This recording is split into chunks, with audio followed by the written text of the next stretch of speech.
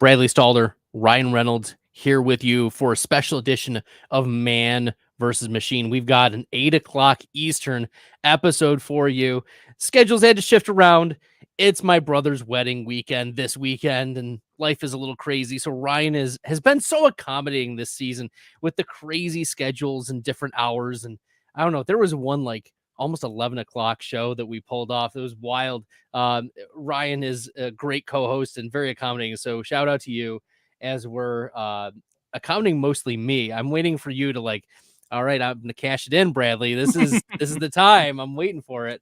But we've got some great content here for you tonight. We're going to talk about some rising stars or peaking players that we've seen a lot of shift over the course of the season. We're going to discern whether or not the trends continue or whether there's going to be, a drawback, a come back to reality, as Eminem says.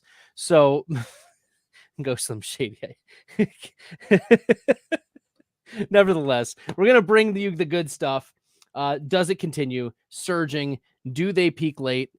We're also going to talk a little bit of news and some of the changing offenses that we've noticed, whether it's been natural progression or there have been some unnatural shifts throughout the season that have led to these changes. So, Ryan, we're going to kick it off with a player who went absolutely bananas in week number 9, and that's Jaxon Smith-Njigba. Played 84% of snaps, 13 targets, 7 receptions, 180 yards. He was the wide receiver 1, 37 fantasy points in full PPR. Right now, he's 12th in receiving yards, 5th in targets, 8th in receptions. This was a game, though, where DK Metcalf yet again missed. So there's a little bit of context that, yes, Jaxon Smith-Njigba, first-round draft capital player, but also the alpha of alphas in the Seattle offense was missing. Okay, does the trend continue? Is Jaxon Smith-Njigba going to... Is this the inflection point, the black swan moment for JSN as we are looking forward to the rest of the season? Yeah, I'm not quite there on that. I like that you called it the inflection point in particular. That was a good way to frame it. He hasn't really gotten downfield targets yet in his career, but I would put them mostly on Geno Smith just making spectacular throws. I don't really think that's so much his wheelhouse. So my answer here is a bit in the middle. I think his targets and receptions make sense. I think he could end up being in like the top 12 finishing this season in that range. So I think that's stable. I don't think he's going to be catching like 4 or 5 passes for 30 plus yards very often though. So the spike week, I think that's probably going to be an anomaly a bit unless Metcalf ends up missing significantly more time. But overall solid, not quite at the heights we're at now though. Looking at the season, JSN, you mentioned the depth of target is not there. He ranks 94th among all wide receivers in average depth of target, 56th in deep targets, and 59th in air yard share. So definitely not contributing in the downfield, like boom type of play potential. But I haven't heard anything about DK Metcalf yet so far this week. It seems like Seattle's been a little cautious with him. So JSN, is he a solid play in week 10 though? Yeah. I think, in the overwhelming majority of situations, you just plug him in and don't really concern yourself too much about it. For sure. JSN, play him as a flex in week number 10. Darnell Mooney has been a nice little surprise here. Wide receiver 12 in total fantasy points, wide receiver 22 in fantasy points per game, 9th in receiving yards. Definitely a player that the Atlanta Falcons, they went after this past offseason. They felt that he was going to be a good fit outside with Drake London. But Drake London dealing with a hip pointer, not supposed to be serious, but that also could lead to a few more targets for a player who on the season is at a 24% target share, 29th among wide receivers, and he's playing all the snaps. He's number 2 among wide. He's not leaving the field. Number 2 among receivers in snap share. So a player 9th in receiving yards, like he continues to play at this level, right? There's no reason to move off of Darnell Mooney. Yeah, first, real quick correction. The Seahawks are on a bye this week. So stuff in the flex in week 11 against the 49ers. Correction. Thank you. Jamie also coming to our aid. Appreciate that. You've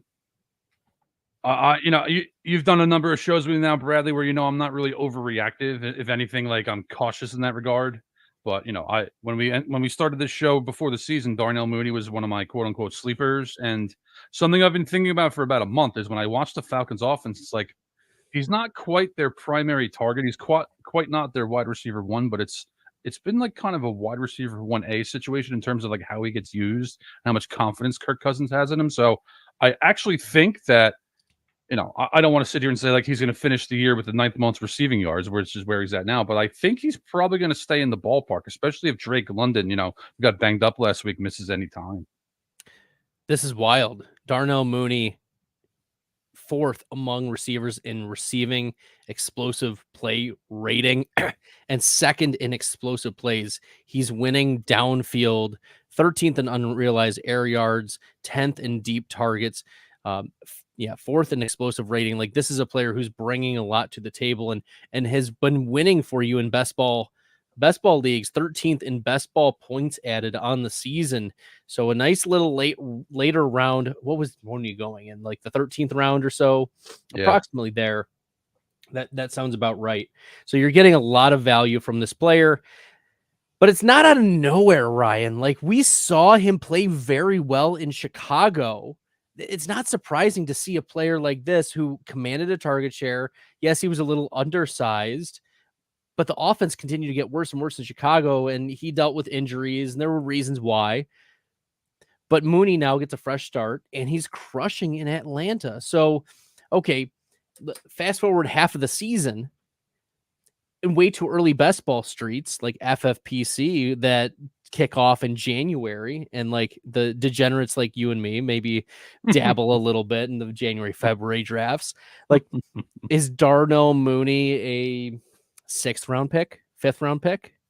I think more like 7th is what I was thinking. I just because of the name value and the other people there, but again, like as long as Kirk Cousins is a starter, like why would anything change?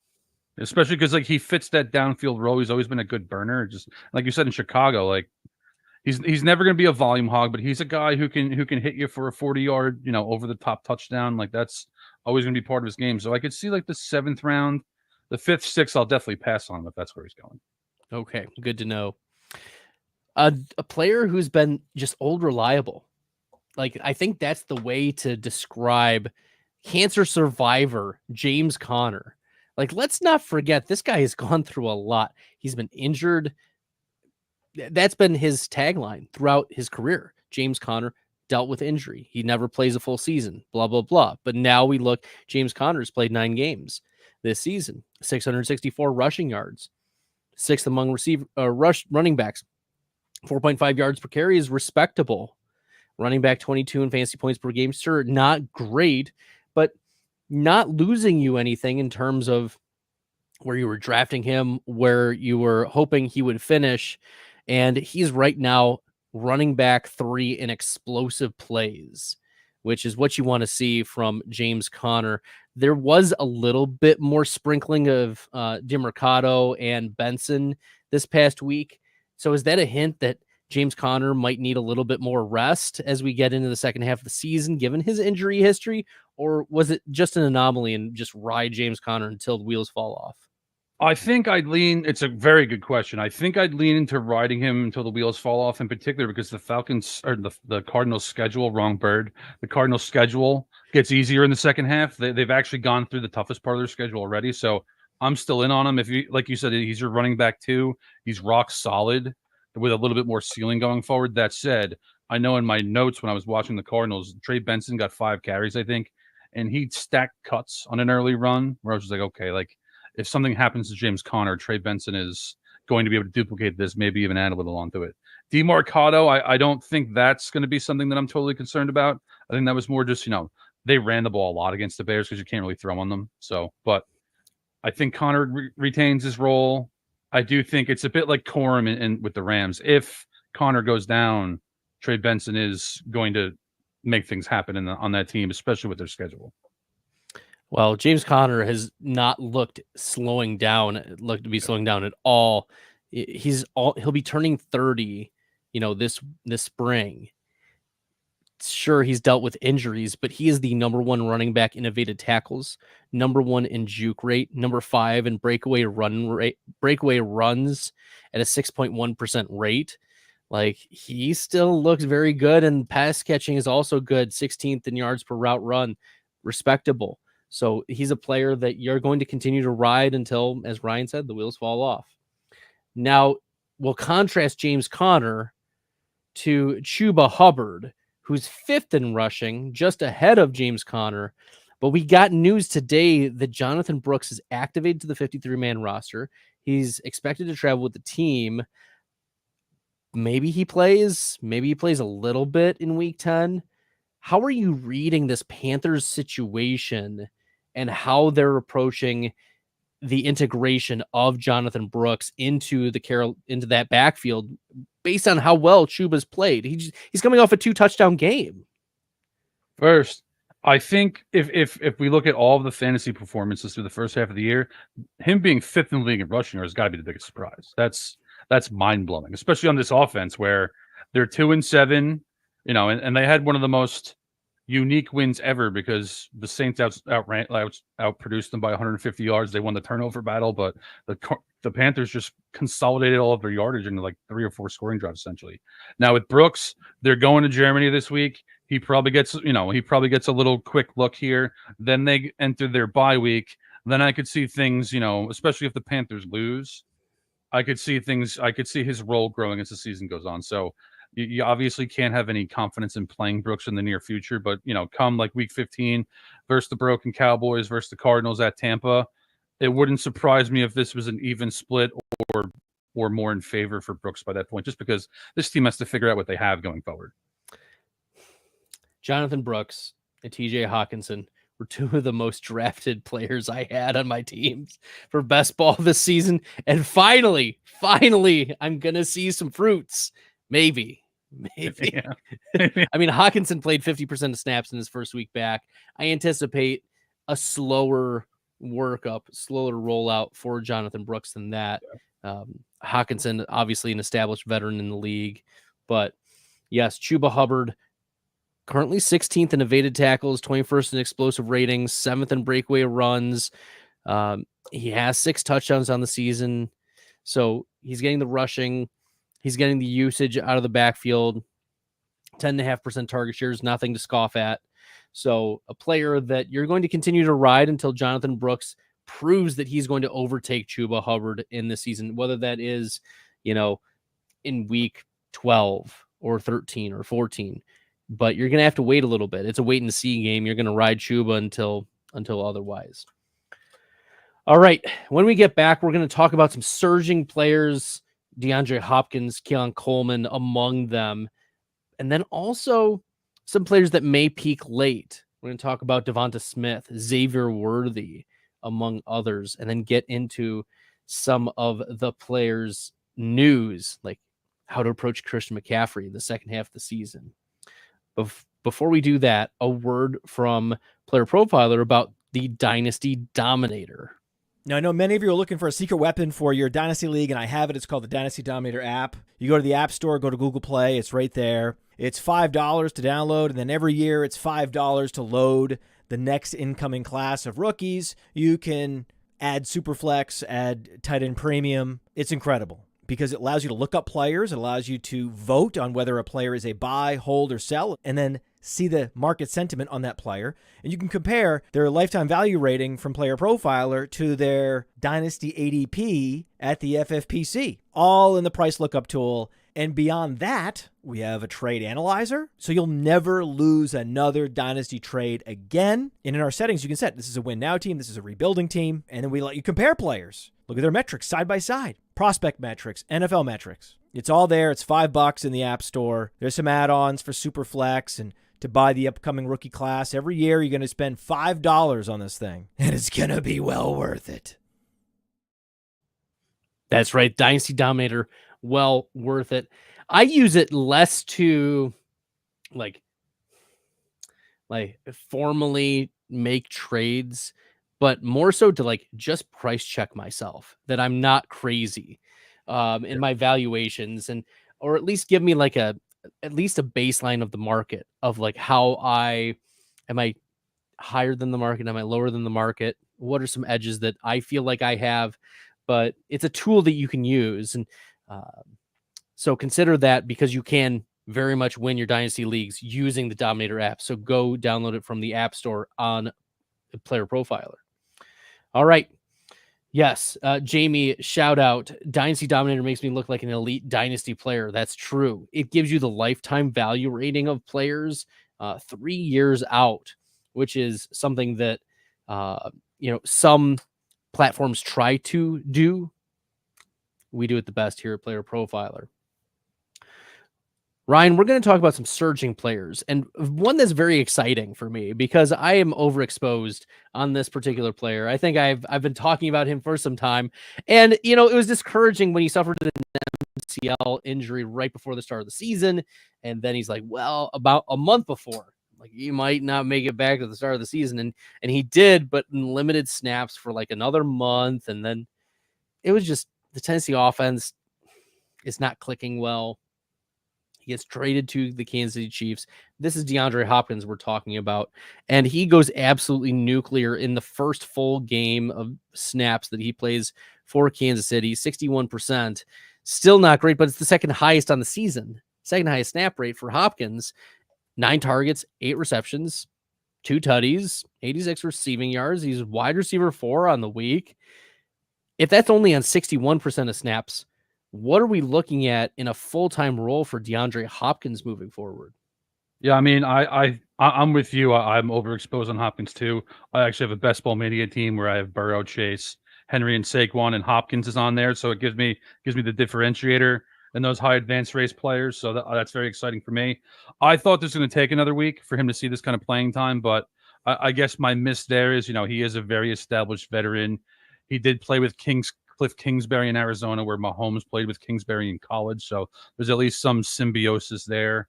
I think, his usage, just from like what they were doing with him was very similar to what they did with Rashee Rice, which, Rashee Rice was setting the world on fire.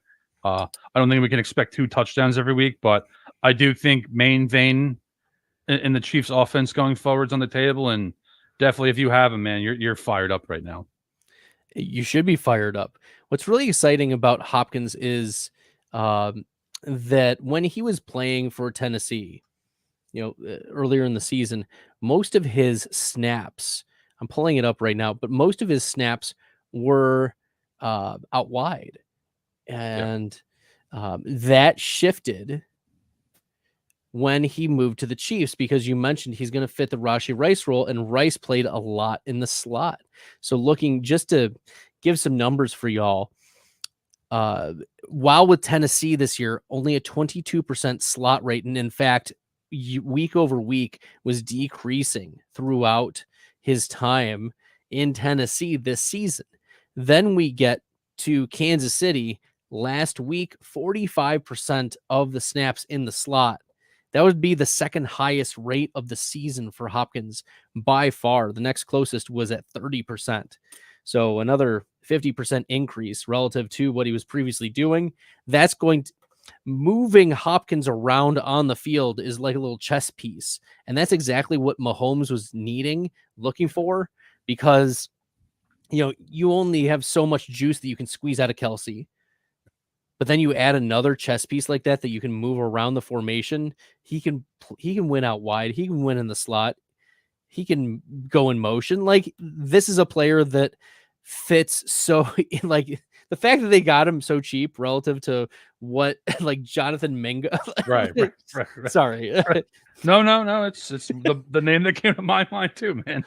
Gosh, outrageous.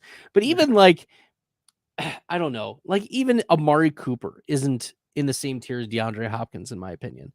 The type of player, the pedigree of player that you're getting with Hopkins, the savviness, the route running. Yes, he's coming back from injury, but now we're 12 weeks removed from that. So we should be able to, have a lot of trust with DeAndre Hopkins moving forward. Right now, he is 50th in the sleeper projections in flex rankings, but looking where DeAndre Hopkins is in our week week 10 rankings, Hopkins is at 27, wide receiver 27. I think we can bump him up even just a little bit more in terms of the context of what he did last week, the increase of snaps. I expect that those to increase as well. It looks like he was catching everything. Yeah. Well, another thing that's very exciting for me about it is Mahomes is one of the great play extenders of all time, and Hopkins is a guy you can give a 50-50 ball to with absolute confidence. So I'm with you. 27, I think, is in the right area, but I'd probably have him a little higher than that myself. Yeah, it's wild. We love DeAndre Hopkins, both Ryan and I. The man, the machine, both loving DeAndre Hopkins. The surging player. We expect the surge to continue. And another player who has been surging lately has been Chase Brown. Ryan's offseason darling. He's been targeting him everywhere. You love to see it for Chase Brown. And what we didn't love, though, was that Zach Moss, out for the season with the neck injury. Unfortunate situation there. The Cincinnati Bengals did trade for Khalil Herbert. And I love Khalil Herbert. I think he's got some really interesting traits. I think he's a really good player. I think he's a pretty good comp 1-to-1 for your Zach Moss type. Yep. Close enough. But Chase Brown has been dominating touches, dominating snaps over the last few weeks. In fact, in week 9, when he was the only guy, 80% of snaps, 5 targets, 27 carries against Vegas. Holy buckets. Yeah. He's the running back for 26.7 fantasy points. Chase Brown absolutely surging. I do think he goes back down to more of that 55 to 60% snap share. Your 12 to 15 carries plus your 3 to 4 targets. That's, I think, the where he goes back to, but that's still somewhere between running back 25 and running back 10 on any given week. Depends on whether he falls in the end zone. Yeah, I'm literally completely aligned with everything you just said. I think Herbert's essentially a 1-for-1 swap for Moss skill set wise. I think I'd actually rather have Herbert from a football standpoint, but he's never seen any passing game work with the Bears. It's going to take him a few weeks to ramp up, more likely. He's not like DeAndre Hopkins. You're not giving him the full role next week. It's going to take some time with him. Herbert is fresh. He plays tomorrow. They play tomorrow. Yeah, that's true. Thursday. That's true. We could be looking at Chase Brown getting still 65 to 70% of snaps, a little bit fewer, but not much. The Bengals trust Chase Brown, and he's done nothing but uphold that trust, right? 157 total yards in week 9. Pants all the way off, Ryan. It's great. Chef TPTB says that trade made me so mad. I hate my Bears. Why couldn't we trade Herbert and a 7th to move up to a 5th or 6th? Why not pick swap with him? Yeah, well, I mean, the Bears, Ryan, we can take a step back from an organizational perspective. I feel like the Bears hit on some things and then they miss on some things. And they just, when they hit hard, and when they whiff hard. And this might be more of that whiff. I don't know if it's a hard whiff, but they were already not playing Khalil Herbert, which they should have traded him this offseason. If they knew they were keeping Swift, if the coaches really loved Roshan, it just made sense to move on from Khalil Herbert. Were they just keeping for running back insurance?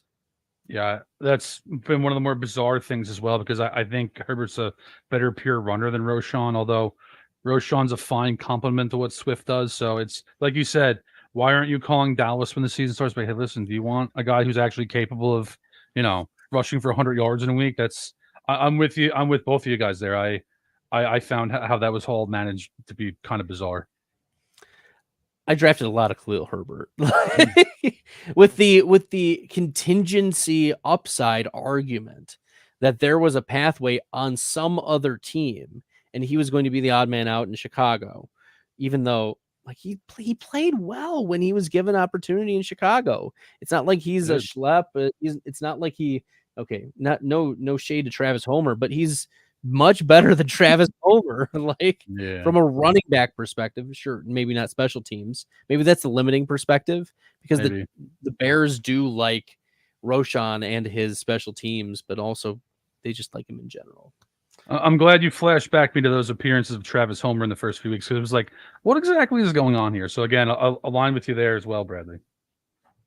All right, another player that is surging, and it makes sense given the context of what's happened with his team as well.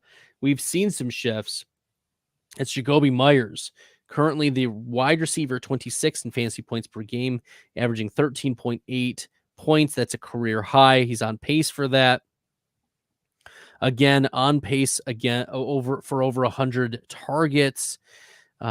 This is a player that absolutely went berserk last week. 8 receptions, 105 receiving yards, 11 targets. Finishes the wide receiver 16. He was one of my flex, one of the players that I recommended in my hero rankings video that I put out this past week, where I look at player profilers rankings, compare them to the expert consensus, and Jakobi Meyers we had at wide receiver 20, and he was consensus at 29. The consensus was way too low, and we wanted to be more bullish on that game. So now that Devontae Adams is out, like we've seen week 8, Jakobi Meyers wide receiver 20, week 9 wide receiver 16. Like he's a top 24 wide receiver with a nice floor. He's going to get the target volume. What's not to love about Jakobi Meyers moving forward? Yeah, no, I mean, the Raiders are bad too. So sometimes inefficient offenses are not what we're looking for. But when you're getting your doors blown off virtually every week and you just fired your whole offensive staff and hired Norv Turner, who's, Norv Turner's a great offensive mind, but what is he, 75 years old? I mean, I don't know what they're doing in Vegas. I do know from a defensive standpoint, like you're going to game plan for Brock Bowers. You're going to take your chances with Jakobi Meyers because he's not going to beat you deep. He's not going to leave people in the dust, but he can catch 8 passes for 80 yards every week. So, especially if you're on a team that you drafted running backs early and you have this guy's a flex option, you're very happy with what's going on moving forward. For sure. He's an auto flex. And then if he gets a touchdown, he's a top 10 wide receiver on the week. That's what we saw in week 3 against Carolina. 7 for 62 on 9 targets, 90 air yards, and the tutty. Finishes wide receiver 9. And so the volume is safe there. The only other option in the offense that you mentioned is Brock Bowers. A question for you. There was a little bit more love for Zamir White in week number 9. Is that a nothing burger or a something burger? I'd probably put it as a nothing burger at this point. I think they're just trying everything there, kind of like in an almost chaotic way. So, maybe it's something to keep an eye on, but that running game hasn't worked all year. It seems, like a long shot that it suddenly starts to. All right, we'll keep moving on to a rising star in Buffalo. The 201 in the 2024 NFL Draft, Keon Coleman, has played very well over the last few weeks. We've seen a surge from him. Before the injury, of course, 4 for 125 on 7 targets, 2 red zone targets, wide receiver 15 in week 7 against Tennessee, then 5 for 70, 81 air yards on 7 targets, 2 red zone targets as well. He was wide receiver 16, but then leaves with a wrist injury. He's going to be out probably for week 10 and then maybe a couple other weeks as well. That's the rumblings out of Buffalo. Is the wrist injury going to hamper that surge, or is this just a player that we're going to take our chances on later on in the season, stash him, and then when he's healthy, you're firing him up? I think I'm stashing him for the playoff run because, years ago, before Gabe Davis had his rise, his usage was essentially like, we're giving him slants in the end zone. We're targeting him on fades. It was very similar. It's happened sooner than I thought it would with Coleman. So, they played Detroit, which is a smash matchup. They play the Patriots, which is a potential smash matchup. The Jets is not a good one, but 2 of those playoff matchups. I mean, if someone drops Keon Coleman because he's hurt, I'm going to scoop him. I think he has pretty good upside in the first 2 of those matchups. The Jets secondary is good, but they also did give up 125 receiving yards to Tank Dell just this past week. So they're not impenetrable. Yep. They're beatable sometimes. So Keon Coleman, Definitely a player that is worth stashing in your leagues. We're going to talk about tight ends for a second, because this tight end has come on with the advent of a new quarterback. Maybe we can tie in his surge along with, the surge of his quarterback, Drake May. Hunter Henry has been the tight end 7, 6, 19, and 10 each of the last 4 weeks, 5, 9, 6, and 8 targets. But in week 9, 4 red zone targets. They were hyper targeting him in the red zone. 10 red zone targets this season, but 1 touchdown. Is he a player that we're going to look at touchdown regression? Maybe he knocks off a couple tutties near the end of the year, and we're talking about not just the tight end 13, but we could be talking about the tight end 6, tight end 5, if he gets more of the touchdowns. Yeah, I mean, I'm a regression better in general. I definitely think Drake May's an upgrade over Jakobi Brissett. Even though Drake May's, it's weird. He's been both eye-popping, especially as a runner, but he's been a volatile player. Like, turnovers are high, and they've been leaning into the short passing game, which they should. But Henry is the main vein in that passing game. He has been for a couple weeks, and like you said, I don't want to say this phrase because this cliche, rather. It's, a tight end's a bad quarterback's best friend, because I don't think Drake May's a bad quarterback, but that is a bad roster. So there's no reason for them to deviate from what they're doing from a macro sense. And like you said, touchdown regression, especially later in the year, I could see him having a couple games where like an 8 for 80 with 2 touchdowns type games on the table going forward. Music to my ears. Music to my ears, especially in the tight end premium leagues. It's you're going to be throwing him in the flex or as your starting tight end almost every week. So we should feel a lot of confidence about Hunter Henry moving forward. The last player that we're going to talk about surging wise, former 3rd round pick in 2023 from Tennessee, Cedric Tillman has come on. Matt Kelly from Player Profiler has given him the comp of, wait for it, Nico Collins. Ryan, last week you were a little hesitant to buy into the hype of Cedric Tillman, but what does he do yet again? Top 12 wide receiver, 6 for 75, got the tutty, 11 targets. Okay, but I know what you're going to say. I know it. You may, yeah, you may. One word. Okay, 2 words. Garbage time. Garbage time. It was a mediocre performance for Cedric Tillman going into that last drive for the Cleveland Browns. The Browns are getting blown out. I mean, you have to hand it to the Chargers. Their defense is underrated, and they win in the trenches. And Jameis Winston was doing Jameis Winston things. Like, he's going to have bad games. He's going to have good games. He's going to have bad games. And this was a bad game for Jameis. But still, Cedric Tillman did what he needed to do for fantasy, and he paid off. So are you buying or selling the Nico Collins comp? Yeah, that's a little, I mean, it's an interesting one because, like, Nico Collins gets the benefit of playing with CJ Stroud, which does not exist in Cleveland. I like Nico Collins better as a player, and this is when Davis Mills was the quarterback. I get what he's saying from a production standpoint. He might end up being right, but from player for player, that's not for me. That said, Jameis Winston, like you said, Jameis Winston does Jameis Winston things. His usage is there. It's 3 weeks in a row now. So I picked him up off waivers a few times last week, and if I could trade him for a major asset, I would. But as it is now, like, I'll just plug him in the flex every week, and I'll enjoy it. Tillman, the wide receiver 1 over the past 3 weeks. I'm talking about a player with 32 targets, yet has not exceeded 100 receiving yards in a game. So it is that makes me a little sick to my stomach that he's wide receiver 1 over the last 3 years. But it is good for him. good for him. Yeah, the efficiency metrics really aren't there for Cedric Tillman. Granted, some of them do mix in his before full-time starting role, honestly. Right. So, it's hard to distill those from like the overall season metrics, but the target premium is a very interesting one where he ranks 10th among wide receivers in target premium, 28th in formation adjusted yards per route run. So there are some metrics there that are indicative of him being maybe with an average quarterback, at worst a wide receiver 3. Like that's kind of where we're looking at. But given the volume, the passing volume, and the chances that Jameis is willing to take, that's where we can see major upside for Cedric Tillman. For sure. Definitely aligned with that. All right.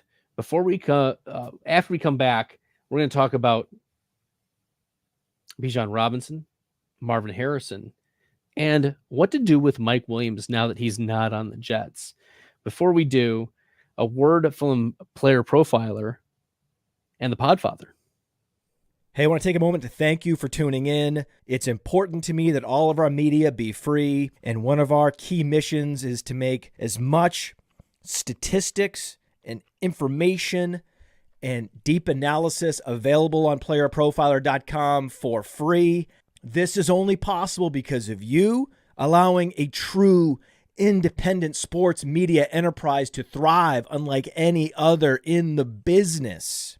So please subscribe to the All In package to continue to make all this possible. If you can't do All In, that's okay. We have a draft kit. Or you can just subscribe to the player rankings. Those now include tight end premium FFPC ranks. Our brand new data analysis package will blow your hair back. And of course, there's our Dynasty Deluxe and our DFS Dominator. Take a moment, check out our premium services to ensure that all of our stats, information, data, content is available to you, especially you, the people that get the site and get the show. That's right. Subscribe at Player Profiler. We've got lots of things for you. The DFS Dominator, the Dynasty rankings, the weekly rankings that I work on with Evan Wrangler and our projections team, and many, many more. The data analysis tool is so great. So check it out, playerprofiler.com. All in package, you can get it all. Fantastic. We've got some players that haven't performed up to snuff based on where we drafted them. We'll start with DeVonta Smith. Smith was pretty much a third-round pick, like a mid-third-round pick in most drafts. It typically went, if you wanted to get like you wanted to hit the nuts for fantasy for Philly, you had to go like AJ Brown, Saquon Barkley at the 1-2 turn, and then you had to pray that you could get Hurts and Smith like back to back. You could get Smith usually in like the early third, mid third. That was kind of hard later on in the draft season, but you were able to do it in the beginning of the summer, Ryan, where you could quad stack Philly. But DeVonta Smith, he's dealt with a lot this season. The injuries, inconsistent play from the offense overall. He's still number 26 in explosive plays and number 15 in receiving explosive play rating. So there are things to like about DeVonta Smith, but it felt like he didn't take advantage of like fully when AJ Brown was out. We didn't see him be the Slim Reaper, live up to that name where he was slicing and dicing.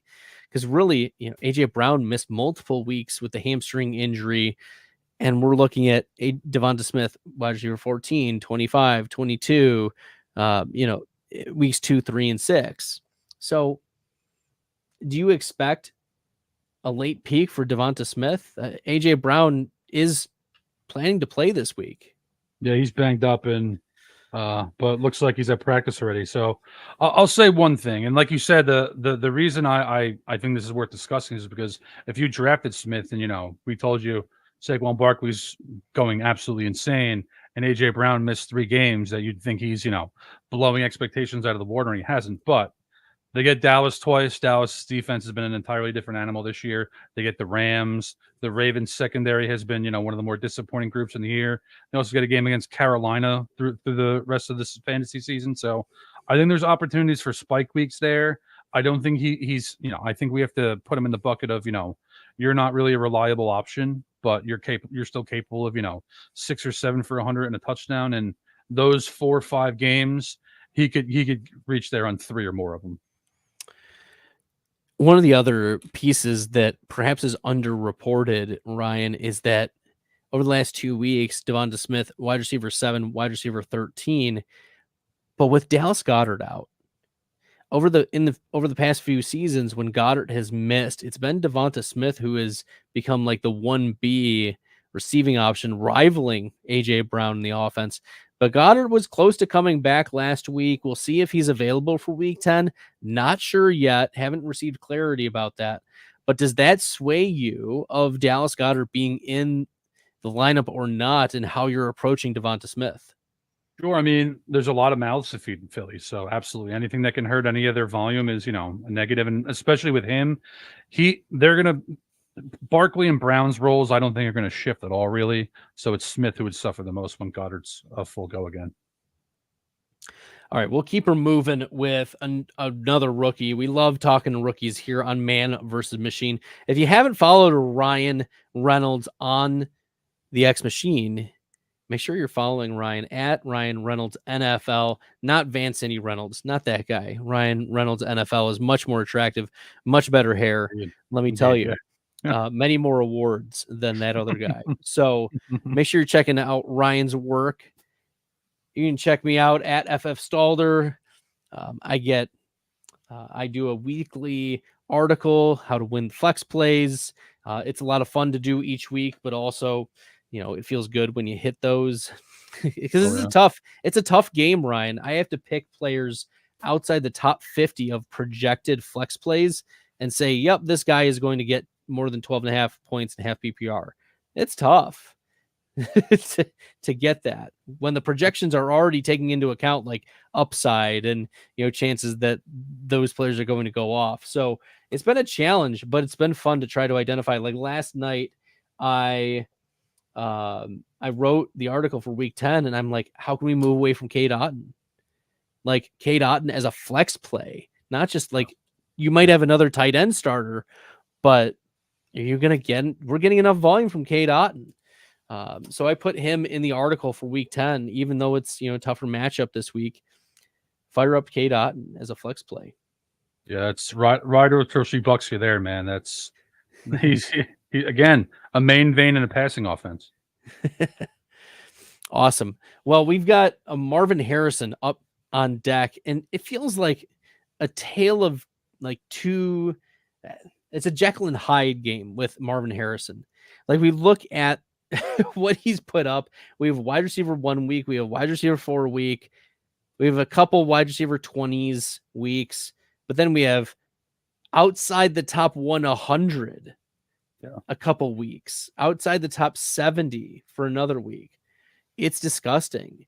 Like I haven't been able to discern when this explosive Marvin Harrison game is going to happen or when the implosion game happens. I mean, at week 6 against Jair Alexander, only 2 targets, no receptions. Rasul Douglas, 1 reception for 4 yards. Last week, Tyreek Stevenson, Chicago, 2 for 34. Yeah, it was 91 air yards, but you got to convert some of those. I haven't discerned a pattern. Have you been able to figure out Marvin Harrison Jr.? My game plan going into the year, I do offensive rookie of the year analysis. I also bet on rookies through sports cards. So I thought Harrison was going to struggle in the first half. And then after this Jets game, because Sauce Gardner, if he ends up shadowing Harris, that's like a nightmare matchup for Harrison because they're kind of the same guy. So that's not a good one. But my hope was after their bye, I could get him cheap. And that's what I'm going to try to do because at Minnesota, I think is a potentially good matchup. Kyler Murray's a veteran quarterback. Brian Flores pressure looks. You can give him contested catch shots. So I like that one. But fantasy playoffs, New England, Carolina, the Rams. New England and Carolina both have good primary corners. So that's a little worse than I thought going into the year. But that is a stretch where Arizona could conceivably win all 3 of those games and 2 of them by distance. So I like Harrison's upside in the fantasy playoffs, but I wouldn't call it safe at all. Yeah, he's definitely been one of the worst, like 1-2 turn picks in recent memory. Unfortunately, that week 17 Rams Cardinals week that we were all hoping would turn, like we'd get the Puka Nacua / Marvin Harrison. Like I have a couple of those teams, Ryan, because I wanted some exposure to it. And I mean, who wouldn't? You've got 2 wide receivers. That's kind of how things have worked out this year is the wide receivers have overall failed. the robust running back. That's been the chatter among all the people in the X world. But we're also halfway through the season. Like, the running backs are getting worn and torn. I expect that there's going to be some big injuries to these first 3-4 round running backs in the second half of the season. Yeah, I mean, that's something I'm willing to bet on just about every year, that running backs, they get banged up and, they get hurt. So wouldn't surprise me in the slightest. Well, we're going to stay in the rookie realm, and another rookie wide receiver that had a lot of promise set the record for fastest 40 time, 100th percentile, gained the comp, Deshaun Jackson from Player Profiler. Xavier Worthy, number 70 in explosive plays, number 71 in receiving explosive play rate. What's been wrong with Xavier Worthy, and is there a hope even now with DeAndre Hopkins on the squad? Yeah, I mean, I think the reality is he's just fast. I don't think he's a complete receiver at all. That's not really a huge surprise for me. But, I wrote this on Twitter. If he was going to have a spike game, last week was kind of the week. And, first drive, he gets a 30-yard shot where he's all by himself and just had no situational awareness. I'm not sure he saw a target for the rest of the game after that, which is a very, very bad sign. So talk about super volatile. Like, if he has one big game going forward, no like real surprise, but I don't think he's a guy who can really start in fantasy unless, you're in dire straits. He finished as wide receiver 151 last week. Woo! -1 fantasy points. Gross. Yeah, I was going to say, didn't he finish with negative fantasy points because he had like a minus 15-yard carry? Oh, it's gross. It was so bad. It was so bad. 69% of snaps, certainly high, the highest since week 4, but probably more of a product of just opportunity. It was an old saying with Billy Muzio, because Billy and I hosted shows together for some time, and we would always come back to what goes up must come down. And if DeAndre Hopkins is going up, like Xavier Worthy is the obvious one that's going to go down. Yep. So I think fading Xavier Worthy the rest of the week, does he peak late? I don't think the answer is yes. Yeah, agreed. Yeah, maybe he peaks for one game, but that's not what we're talking about here. That's not really what we're looking for. He will spike, not peak. Yeah, right. Yeah, that's a better way to put it. Yeah. All right. Maybe. Maybe. But a player who has been crushing it as of late, already 303 receiving yards on the season. He's poised to outperform last season by far in terms of receiving yards, in terms of rushing yards, rush attempts, total touchdowns. It's Bijan Robinson, running back 8 in fantasy points per game, running back 4 in total fantasy points. He has been the running back 1 over the last 4 weeks, running back 3, 9, 4, and 9, exceeding 21 fantasy points each of those weeks. Been an absolute monster. And 77% of snaps in week 9 against Dallas. Clearly the lead back. There's been a significant shift for him, in terms of carries and touches. Tyler Algier certainly still gets involved, but Bijan Robinson, it's a more robust volume this year for Robinson. I think he's going to continue we've seen the ascension. Now we're up there, right? And there's no going back. Yeah, agreed. That's exactly, my angle on it too. I think he could finish the year from this point on as running back 1. In particular, there's 2 things I want to talk about. First is 7 targets in each of the last 2 games, 5 the week before. He's just a major focal point in the passing game, and he's looked really good in that aspect. And second is they're starting to use him in more creative ways, which is very encouraging. There was a rep last week where Algier was in the backfield, and they motioned Robinson to the slot and then brought him back for a jet sweep, like that kind of stuff. That play was stuffed, but like that kind of stuff, they view him as the main vein, especially if Drake London ends up missing time. Like, I could actually see a little bit more out of him in the passing game. So wheels up for Bijan Robinson for sure. Bijan 101 managers are elated. They are over the moon. This is great. But what was not great was week 9 for Jonathan Taylor. I mean, running back 32, 13 carries, 59 total yards, 3 receptions, 8.9 fantasy points. Look, we know that Minnesota is a tough defense. Like we Flores coaches his defense so well. I think Schwartz and Flores are among the top defensive coordinators in the NFL. Yeah. Okay, sure. You're like, sure. No. Sure. Schwartz is a very good play caller for sure. But Jonathan Taylor, the interesting wrinkle here is there's been serious reporting that Anthony Richardson is not expected to play the rest of the season, that the Colts are serious about playing Joe Flacco, developing Joe Flacco into a franchise quarterback and hoping that he can last another 10 years, bring them to a Super Bowl like he did in Baltimore, led by the defense. So nevertheless, I'm glad Ryan got a little chuckle out of that. But there's got to be benefit, right, to Jonathan Taylor not being vulture to the goal line. That was our major concern with Anthony Richardson, was that he would be rushing at the goal line and take away from JT. So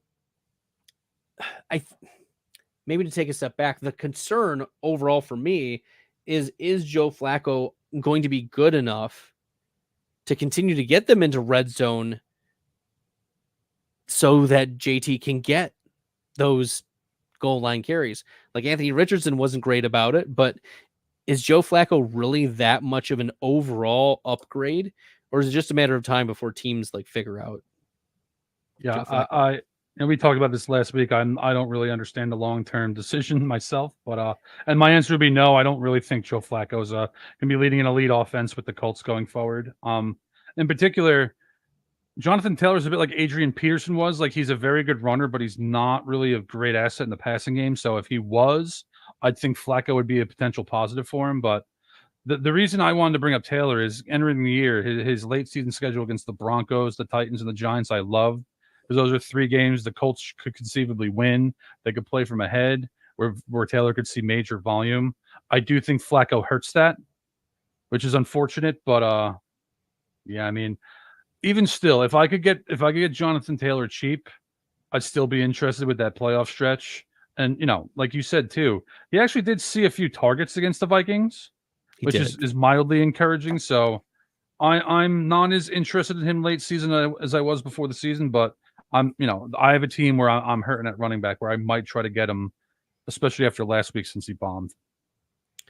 Jonathan Taylor had not had 5 targets in a game since week 9 of 2023. Yeah. It's not a very common occurrence. Yeah. No. We've got some news, Ryan, in a couple minutes left. CMC, Christian McCaffrey, expected to be activated off the IR to play this week. We've talked about him as a potential league winner rest of season. Still hold? No reason to move off that take, right? Yeah, no, I mean, when they got him from Carolina, I thought they'd ease him in a little bit more than they did, but it'd be no surprise if he gets a full role immediately, and I'm, definitely expect him to be one of the top performers at the position from this point forward. And Mike Williams gets traded to Pittsburgh. Moderate optimism still coming off the ACL. Like there's guys there like Calvin Austin, Van Jefferson, who have been earning like 10% of targets. I don't know if Mike Williams can really earn much more than like 12%. Yeah, he's not going to see a lot of volume. Again, though, Russell Wilson's a play extender. Maybe he gets a game or two where he catches a touchdown or two. That's, if you have him in best ball, maybe that's a little interesting for you. Good for Russell Wilson. Don't really think Mike Williams is a factor in season long going forward, though. All right, we'll rapid fire with 4 offenses. Ryan, the Jets offense, are they resurrected now that Devontae Adams and Aaron Rodgers have their shtick together? Yeah, I think they'll be better, and more importantly, the usage and the volume is going to be so concentrated between Hall, Wilson, and Adams that, I think better days are ahead for all 3 of them. And Wilson's already established a pretty good, he's a top 5 receiver at this point. I agree. The consolidated target share is something that we want to be in on for the Jets. The Dolphins offense, though, there's some stats that if if Devon Achane was just a wide receiver, he'd be wide receiver 10 in fantasy points. And you sprinkle in the running, we're looking at Christian McCaffrey light. You know, this is a player with Tua in the lineup. It's absolute game changer. So we expect Tua to stay healthy the rest of the season. No reason to move off of Devon Achane, right? No, I mean, he's a great asset in the passing game, and they're not really able to get the ball to Tyreek Hill and especially Jalen Waddle yet, which is maybe that changes against the Rams this week. But until that does, I mean, there's a reason Devon Achane's seeing the volume he is in the passing game, and let's bank on that until it changes. Yeah, we want to be in on Devon Achane. He was a player that I had drafted a moderate amount. I was not scared off. And especially when he was bulking up, like, I think this is good. Like, this is good for a speedster type of player. The Chargers, we've seen increases over the last few weeks in terms of dropbacks for Justin Herbert, which is encouraging. At the beginning of the season, 26, 20, 18, 27 attempts for Herbert. Last 4 weeks, 34, 39, 32, 27. And the Cleveland game was kind of, blowout, sort of, not worried too much about that.